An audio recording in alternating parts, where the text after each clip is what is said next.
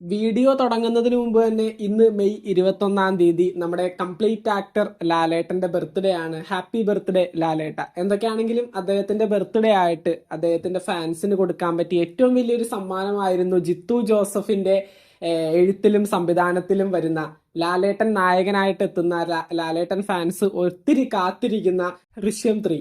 എന്തൊക്കെയാണെങ്കിലും ജോർജ് കുട്ടിയുടെ ഒരു മൂന്നാമത്തെ ഭാഗം, അല്ലെങ്കിൽ ജോർജ് കുട്ടിയുടെ ഈ ഒരു മൂന്നാമത്തെ വരവ് അതെങ്ങനെയൊക്കെയാണ് ബോക്സ് ഓഫീസിനെ ഇളക്കി മറിക്കാൻ പോകുന്നതെന്ന് നമുക്ക് നോക്കാം. ഈ പറയുന്നത് പോലെ മൂവി കണ്ടിറങ്ങി, ഈ പറയുന്നത് പോലെ ഒത്തിരി റിവ്യൂസ് ഇപ്പൊ സോഷ്യൽ മീഡിയയിൽ വരുന്നുണ്ട്. 4-ാം ക്ലാസ്സുകാരൻ തൂക്കിയോ, 4-ാം ക്ലാസ്സുകാരനെ തൂക്കിയോ എന്നൊക്കെ ചോദിക്കുന്ന ഒത്തിരി പേരുണ്ട്. എന്തൊക്കെയാണെങ്കിലും എല്ലാവർക്കും അറിയേണ്ട ഒരേ ഒരു കാര്യം, ഈ ഒരു സിനിമ 300 കോടി അടിക്കോ 500 കോടി അടിക്കോ എന്നുള്ളൊരു സംശയത്താണ് എല്ലാവരും നിൽക്കുന്നത്. എന്തൊക്കെയാണെങ്കിലും ബോക്സ് ഓഫീസിൽ ലാലേട്ടന്റെ ഒരു പടം ഒരു പോസിറ്റീവ് റിവ്യൂ വന്നിട്ടുണ്ടെങ്കിൽ തീർച്ചയായിട്ടും അതൊരു 150 കോടിക്ക് മുകളിൽ പോവും. ഈ ഒരു പടത്തിന്റെ ഒരു A to Z, ഈ ഒരു പടം കണ്ടിറങ്ങിയ ഒരു വ്യക്തി എന്നുള്ള രീതിയിൽ എനിക്ക് മനസ്സിലാക്കാൻ സാധിച്ചത് ഒരു 200 കോടി ക്ലബിലേക്കുള്ള ഒരു പടമുണ്ട്. കാരണം ഫസ്റ്റ് ഹാഫ് ഒക്കെ ഭയങ്കരമായിട്ട് ഇമോഷണലി കണക്റ്റഡ് ആക്കാൻ ഈ ഒരു സിനിമക്ക് സാധിച്ചിട്ടുണ്ട്. അതുപോലെ തന്നെ ക്യാരക്ടേഴ്സ് വൈസ് ആണെങ്കിലും ഡയലോഗ് വൈസ് ആണെങ്കിലും കോമഡിയും കാര്യങ്ങളൊക്കെ ഫസ്റ്റ് ഹാഫിൽ ഭയങ്കരമായിട്ട് കണക്ട് ചെയ്തെടുക്കാനായിട്ട് ഇവർക്ക് സാധിച്ചിട്ടുണ്ട്. അതുപോലെ തന്നെ ഫസ്റ്റ് ഹാഫ് എൻഡിങ് അതും നല്ല രീതിയിൽ തന്നെ കൊണ്ടുവന്നിട്ടുണ്ട്. പിന്നീട് സെക്കൻഡ് ഹാഫിലേക്ക് പോകുന്ന സമയത്ത് കുറച്ച് കാര്യങ്ങളൊക്കെ നമുക്ക് അത്ര കണക്റ്റഡ് അല്ലാത്ത രീതിയിൽ ഫീൽ ചെയ്യാനായിട്ട് പറ്റും. അതുപോലെ തന്നെ സെക്കൻഡ് ഹാഫും അത്യാവശ്യം എൻജോയ് ചെയ്യാൻ പറ്റുന്ന ഒരു കാര്യമാണ്. സസ്പെൻസ് ആണ് ഫുള്ള് പടം. പിന്നെ നമുക്കറിയാലോ ഈ ഒരു പടത്തിന്റെ ആ ഒരു ജേണർ തന്നെ സസ്പെൻസ് ത്രില്ലർ എന്നുള്ളത് തന്നെയാണ്. അപ്പൊ തീർച്ചയായിട്ടും ഒത്തിരി നമുക്കിപ്പോൾ എടുത്ത് എന്തെങ്കിലും പറഞ്ഞിട്ടുണ്ടെങ്കിൽ അത് സ്പോയിലർ ആയി പോകും. പടം ഇറങ്ങി ഫസ്റ്റ് ഡേ തന്നെ റിവ്യൂവിൽ സ്പോയിലർ കയറ്റാനായിട്ട് എനിക്ക് താല്പര്യമില്ല. എന്തൊക്കെയാണെങ്കിലും ഒരു കാര്യം ഈ ഒരു പടത്തിൽ എനിക്ക് ഫീൽ ചെയ്തത് ഞാൻ പറയാം. അതായത് പടത്തിന്റെ ഏറ്റവും എൻഡിങ്ങിൽ ഈ ഒരു പടം 4-ാം ഭാഗത്തിലേക്ക് വെച്ച് നീട്ടുന്നുണ്ട്. 4-ാം ഭാഗത്തിലേക്ക് വെച്ച് നീട്ടുന്ന സമയത്ത് അതിൻ്റെതായിട്ടുള്ള ചില ഒരു പോരായ്മയും ഈ ഒരു പടത്തിൽ വരുന്നുണ്ട്. കാരണം 4-ാം ഭാഗത്തിലേക്ക് ഈ ഒരു പടം ഓട്ടോമാറ്റിക്കലി വന്നു ചേരുന്നതല്ല. 4-ാം ഭാഗത്തിലേക്ക് ഒരു ക്ലൈമാക്സിലേക്ക് എത്തിക്കാൻ വേണ്ടി ഈ ഒരു പടത്തിൽ ചില കാര്യങ്ങൾ ജിത്തു ജോസഫ് എക്സ്ട്രാ ആഡ് ചെയ്തിട്ടുണ്ട്. അത് അത്ര അങ്ങോട്ട് വർക്കായില്ല.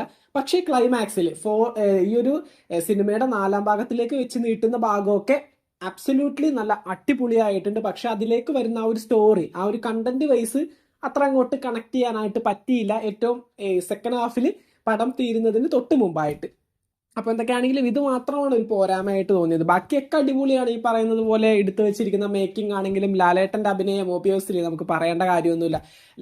ലാലേട്ടന്റെ അഭിനയം അടിപൊളിയാണ്. അതുപോലെ തന്നെ ആ ഒരു എൻറ്റയർ ഫാമിലി, ലാലേട്ടൻ മാത്രം പറയുന്നത് എന്തിനാണ്, ഈ പറയുന്ന 2 മക്കളായിക്കോട്ടെ അല്ലെങ്കിൽ ഭാര്യ ആയിക്കോട്ടെ എല്ലാവരും അടിപൊളിയായിട്ട് തന്നെ ഈ ഒരു ഡയലോഗ് ആയാലും അല്ലെങ്കിൽ കോമഡി വർക്കൗട്ട് ചെയ്തെടുക്കേണ്ട സമയത്ത് അതും നല്ല രീതിയിൽ ചെയ്തിട്ടുണ്ട്. പിന്നെ കുറച്ചുകൂടി ഇമോഷണൽ ആണ് പടം എന്ന് വെച്ചാൽ ഈ പറയുന്ന ട്രെയിലറും ടീസറൊക്കെ കണ്ടപ്പോൾ നമുക്ക് ഏകദേശം മനസ്സിലായിട്ടുണ്ട്. കുറ്റബോധം വന്ന് ഏറ്റവും കൂടുതൽ ഹൈപ്പിൽ നിൽക്കുകയാണ് ലാലേട്ടന്റെ മനസ്സിൽ, ജോർജ് കുട്ടിയുടെ മനസ്സിൽ. അപ്പൊ തീർച്ചയായിട്ടും ജോർജ് കുട്ടിക്ക് അതിൻ്റെതായിട്ടുള്ള ഒത്തിരി സങ്കടങ്ങളുണ്ട്.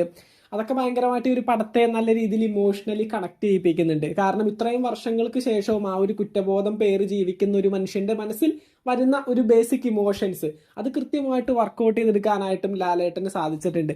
That's why we call him the complete actor. അപ്പൊ എന്തൊക്കെയാണെങ്കിലും അത് ഭയങ്കരമായിട്ട് ഇമോഷണലി ജനങ്ങളായിട്ട് കണക്ട് ചെയ്തെടുക്കാനായിട്ട് ലാലേട്ടന് സാധിച്ചിട്ടുണ്ട് എന്നുള്ളതും ഒരു പടത്തിന്റെ ഒരു ഗുഡ് ഫാക്ടറാണ്. അപ്പൊ എന്തൊക്കെയാണെങ്കിലും അധികമൊന്നും പറയുന്നില്ല. പടത്തെ പറ്റി എന്ത് പറഞ്ഞാലും അത് സ്പോയിലർ ആയി പോകും. കാരണം ഇതൊരു സസ്പെൻസ് ത്രില്ലർ പടമാണ്. അപ്പോൾ ഒരു ഭാഗത്തെ പറ്റി നമ്മൾ എക്സ്പ്ലെയിൻ ചെയ്യാൻ നിന്ന് കഴിഞ്ഞാലും പടം തീർച്ചയായിട്ടും അതൊരു സ്പോയിലർ ആയി പോകും. പടം കൊള്ളാം. ഈ പറയുന്ന 500 കോടി അടിക്കോ 300 കോടി അടിക്കോ എന്നൊക്കെ നമുക്ക് ഭാഗ്യം കൂടി വേണം ഈ ഒരു പടത്തെ ബന്ധപ്പെട്ടുകൊണ്ട്. എന്തൊക്കെയാണെങ്കിലും ഇപ്പൊ മലയാളം സിനിമയിൽ ആകെ 300 കോടി അടിച്ചിരിക്കുന്നത് ലോക മാത്രമാണ്. ലോക ഏകദേശം 314 കോടിയാണ് ആ ഒരു പടത്തിന്റെ ടോട്ടൽ കളക്ഷൻ എന്ന് പറയുന്നത്. അപ്പൊ എന്തൊക്കെയാണെങ്കിലും അതിനെ വെല്ലാൻ തക്കൊരു രീതിയിലുള്ള ഒരു പടം ഇതുണ്ടോ എന്ന് ചോദിച്ചു കഴിഞ്ഞാൽ പടത്തിന്റെ ജേണർ വെച്ചാണ് നമ്മൾ പടത്തെ കമ്പയർ ചെയ്യേണ്ടത്. അങ്ങനെ വെച്ച് നോക്കുകയാണെങ്കിൽ ഒരു സസ്പെൻസ് ത്രില്ലർ ഒരു പടം എന്നുള്ള രീതിയിൽ തീർച്ചയായിട്ടും ഇതൊരു 200 കോടി ക്ലബിലേക്ക് എത്തിച്ചേരാനായിട്ടുള്ള സാധ്യതയുണ്ട്. ലാലേട്ടന്റെ പടം പിന്നെ പോസിറ്റീവ് റിവ്യൂ ഇട്ട് കഴിഞ്ഞാൽ പിന്നെ പറയേണ്ട, പിന്നെ ബാക്കി സംഭവിക്കാൻ പോകുന്നത് ഞാൻ പറയണ്ടല്ലോ. ബോക്സ് ഓഫീസ് ബ്ലാസ്റ്റ് ആയിരിക്കും പിന്നെ. അപ്പൊ എന്തൊക്കെയാണെങ്കിലും എന്നെ സംബന്ധിച്ചിടത്തോളം ഈ ഒരു പടം ഒബിയസ്ലി എനിക്ക് ഭയങ്കരമായിട്ട് വർക്കായി. നല്ലൊരു സസ്പെൻസ് ത്രില്ലറാണ്. ഇമോഷണലി കണക്ട് ചെയ്യാൻ പറ്റുന്നുണ്ട്. അത്യാവശ്യം കോമഡി വർക്കൗട്ട് ചെയ്യാൻ സാധിച്ചിട്ടുണ്ട്. പിന്നെ ഞാൻ നേരത്തെ പറഞ്ഞതുപോലെ ക്ലൈമാക്സ് പഞ്ചിലേക്ക് വരുമ്പോൾ ചെറിയൊരു ആ ഒരു ഡീവിയേഷൻ വന്നത് മാത്രമാണ് ചെറിയൊരു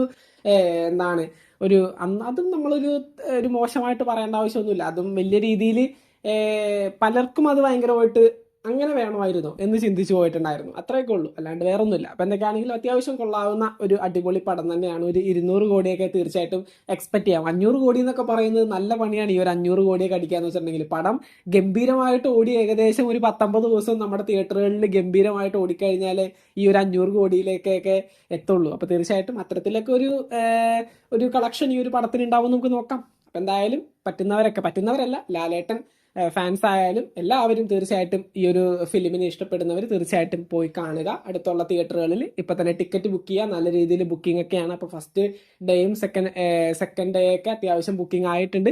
അപ്പോൾ അടുത്തുള്ള തിയേറ്ററുകളിൽ തീർച്ചയായിട്ടും ടിക്കറ്റ് ഒക്കെ ബുക്ക് ചെയ്ത് പോയി കാണാനായിട്ട് ശ്രമിക്കുക. മറ്റൊരു വീഡിയോ ആയിട്ട് നമുക്ക് വീണ്ടും കാണാം. ഈ ഒരു പടം കണ്ടവരാണെന്നുണ്ടെങ്കിൽ നിങ്ങളുടെ അഭിപ്രായങ്ങൾ തീർച്ചയായിട്ടും താഴെ കമന്റ് ബോക്സിൽ രേഖപ്പെടുത്തുക.